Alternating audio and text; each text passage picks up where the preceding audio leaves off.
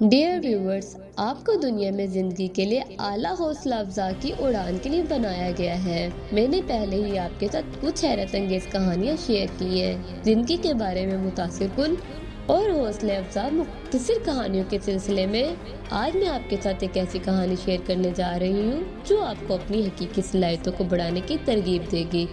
You are made to fly high के नाम से एक कहानी है। ये बहुत साल पहले था। इस शहर में एक बादशाह हुआ करता था। किसी ने उस बादशाह को 2 उकाब पेश किए। उकाब की नस्ल बहुत अच्छी थी और बादशाह ने उससे पहले कभी इतने शानदार उकाब नहीं देखे थे।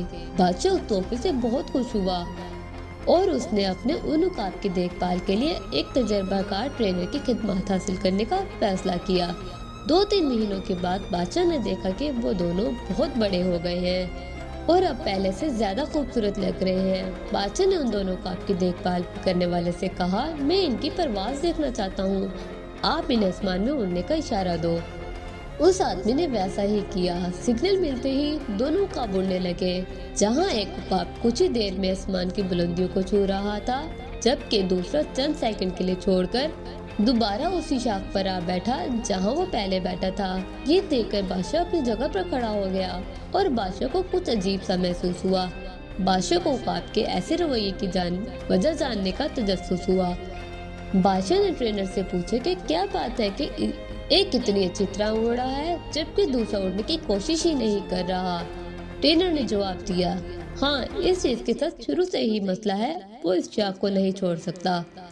बादशाह को दोनों उकाब बहुत पसंद आए और वो दूसरे उकाब को भी आसमान पर उड़ते हुए देखना चाहता था। अगले दिन उसने पूरी बादशाहत में ऐलान कर दिया, जो शख्स इस उकाब को आसमान पर उड़ने में कामयाब हो गया उसे बहुत बड़ा इनाम दिया जाएगा।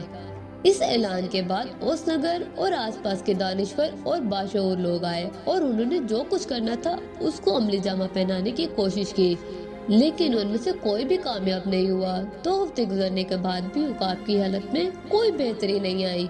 वो थोड़ा सा उड़कर वापस अपनी शाख पर बैठ जाता। बादशाह ने भी उम्मीद छोड़ दी और तकरीबन हिम्मत हार दी।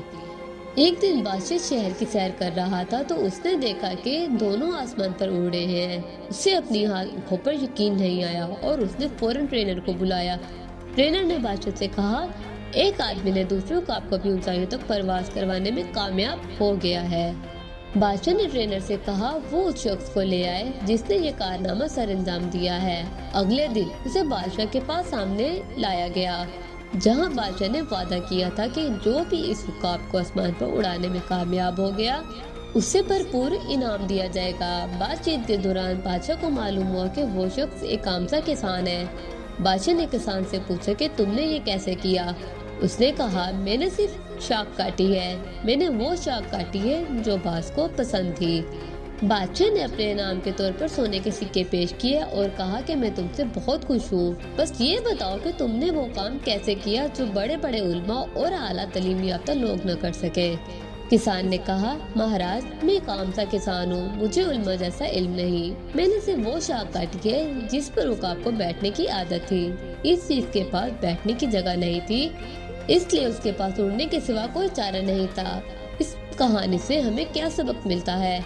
जिस तरह बाज को मालूम नहीं था कि वो वाकई इतनी बुलंदी पर उड़ सकता है और हमेशा वही उसी शाख पर रहने को तरजीह देता था, हम भी बाज़ औक़ात खुद को कमतर समझते हैं और भूल जाते हैं कि हमारी असल सलाहियत क्या है। हम में अक्सर यही करते हैं कि हम वही करते रहते हैं जो हम कर रहे होते हैं और हम ऊंचा उड़ना भूल जाते हैं। हमें अपनी जिंदगी में कुछ नया करने की कोशिश करनी चाहिए और छोटे छोटे कदम उठाने चाहिए ताकि हम जान सके कि हम क्या कर सकते हैं और हम अपनी जिंदगी में कैसे आगे बढ़ सकते हैं। ये कहानी आपको कैसी लगी कमेंट बॉक्स में जरूर बताइएगा और अपने दोस्तों और फैमिली के साथ जरूर शेयर कीजिएगा। शुक्रिया।